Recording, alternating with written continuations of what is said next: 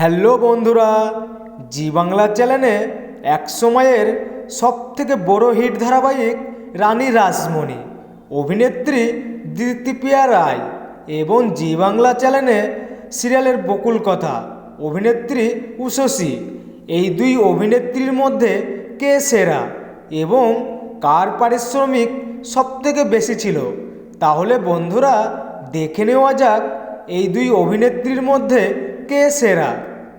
নম্বর 1, জি বাংলার চ্যানেলে বকুল কথা ধারাবাহিকের অভিনেত্রী উষসী রায় ওরফে বুকুল। অভিনেত্রী উষসী রায় হলেন একজন বাঙালি টেলিভিশনের জনপ্রিয় অভিনেত্রী।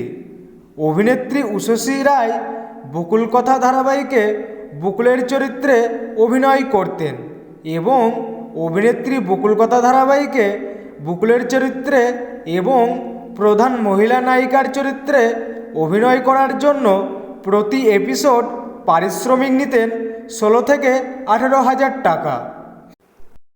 নম্বর 2, রানী রাসমণি ধারাবাহিকে অভিনেত্রী দীপ্তিপ্রিয়া রায় ওরফে রানী রাসমণি। অভিনেত্রী দীপ্তিপ্রিয়া রায় হলেন একজন ভারতীয় বাংলা সিনেমার এবং বাংলা টেলিভিশনের জনপ্রিয় অভিনেত্রী। বর্তমানে অভিনেত্রী ওয়েব সিরিজ ও বাংলা সিনেমাতে বেশি কাজ করেন। অভিনেত্রী দীপ্তিপ্রিয়া রায় রানী রাসমণি ধারাবাহিকে অভিনয় করতেন রানী রাসমণির চরিত্রে এবং প্রধান নায়িকার চরিত্রে অভিনয় করতেন।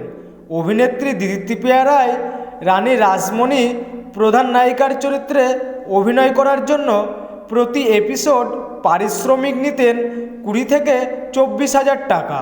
তো বন্ধুরা, এই দুই অভিনেত্রীর মধ্যে আপনাদের মতে কে সেরা এবং কার অভিনয় সবচেয়ে বেশি ভালো লাগে কমেন্ট করে জানিয়ে দাও।